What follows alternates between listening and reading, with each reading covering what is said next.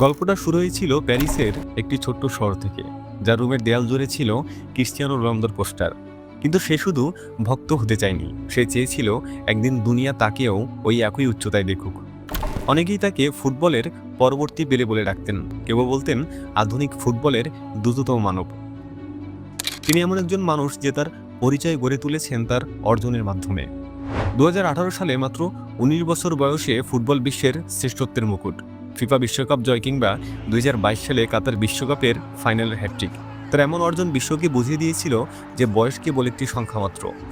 বন্ধুরা, বলছিলাম এক হার না মানা যোদ্ধার কথা, যার নাম কিলিয়ান এমবাপ্পে।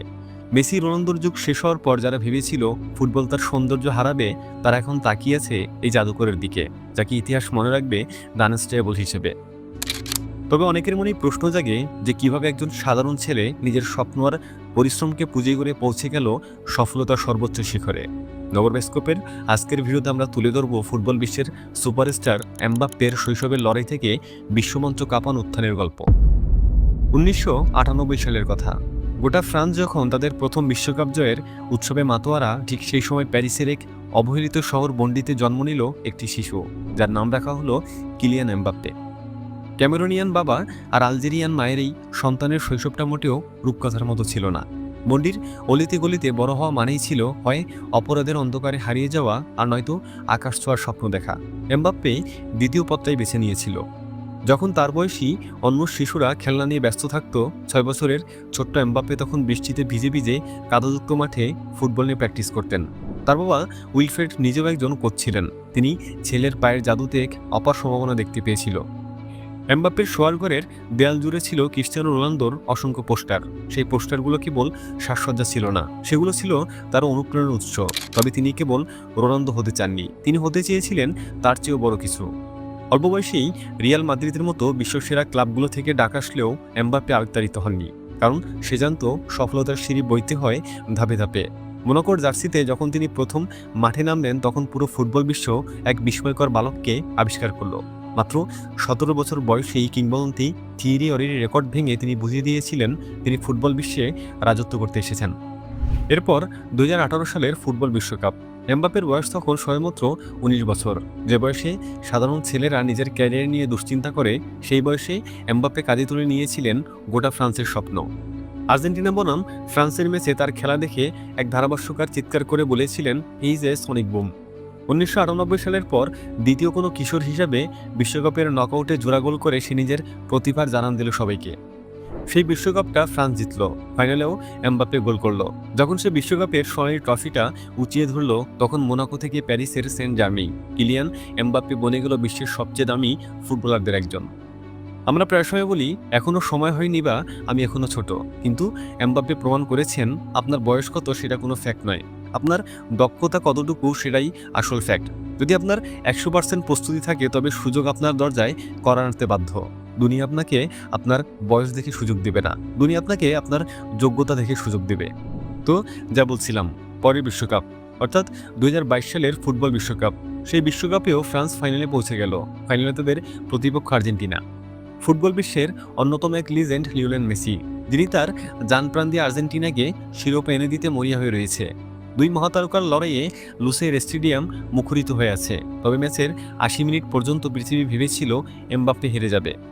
কিন্তু পরবর্তী 97 সেকেন্ড, যাকে বলা হয় ফুটবল ইতিহাসের সবচেয়ে নাটকীয় 97 সেকেন্ড, এই 97 সেকেন্ডে এমবাপ্পে পুরো বিশ্বকে স্তব্ধ করে দিলেন।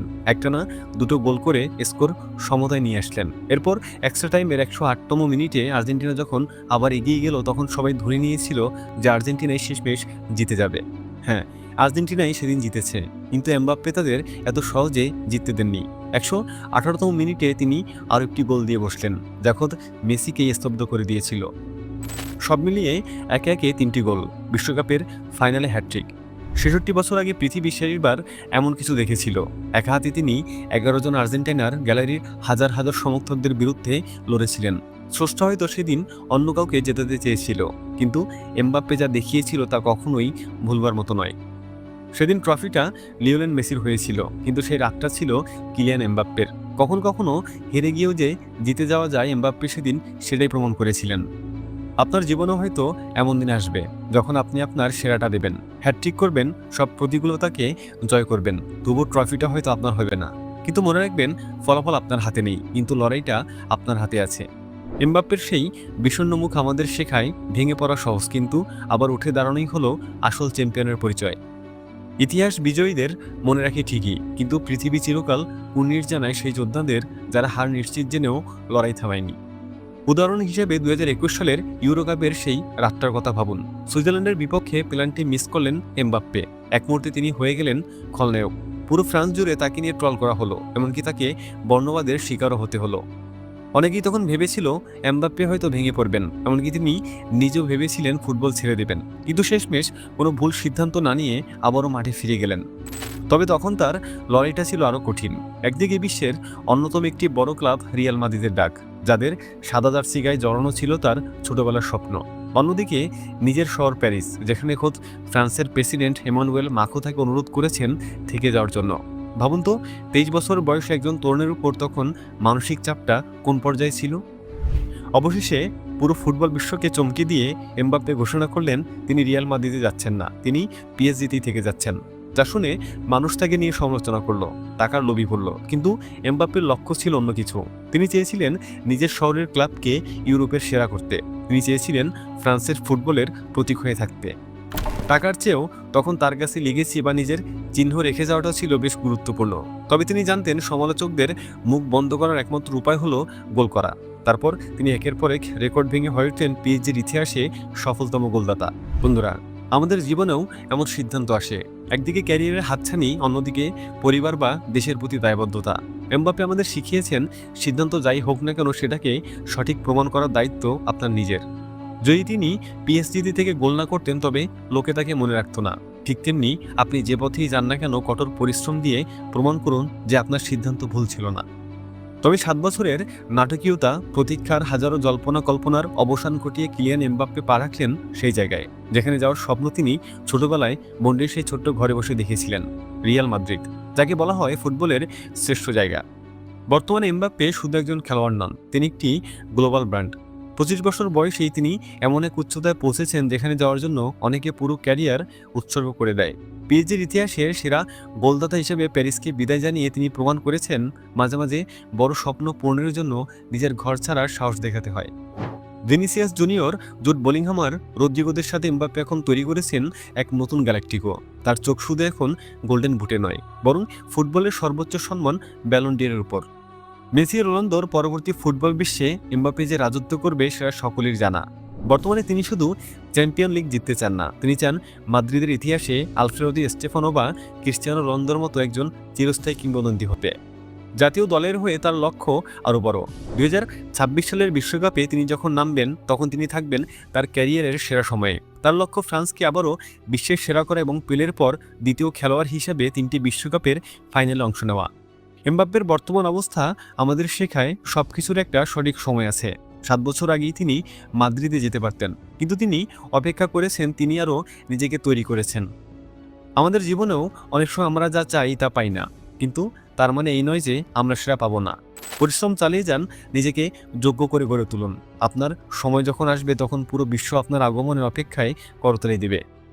হয়তো আপনি জানেন না, মাত্র 11 বছর বয়সে এমবাপ্পেকে চেলসি রিজেক্ট করেছিল।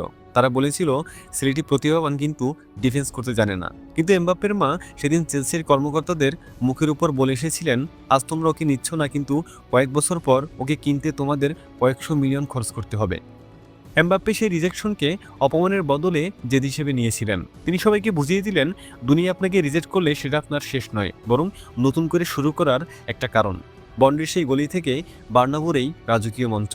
এমবাপ্পের এই যাত্রা আমাদের মনে করিয়ে দেয় যে স্বপ্ন দেখা ভালো, কিন্তু সেই স্বপ্নকে বাস্তবে রূপ দেওয়ার জন্য পৃথিবীর বিরুদ্ধে লড়াই করার সক্ষমতা থাকাও জরুরি।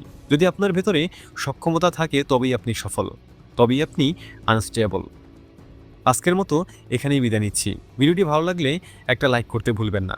দেখা হচ্ছে পরবর্তী ভিডিওতে। ততক্ষণ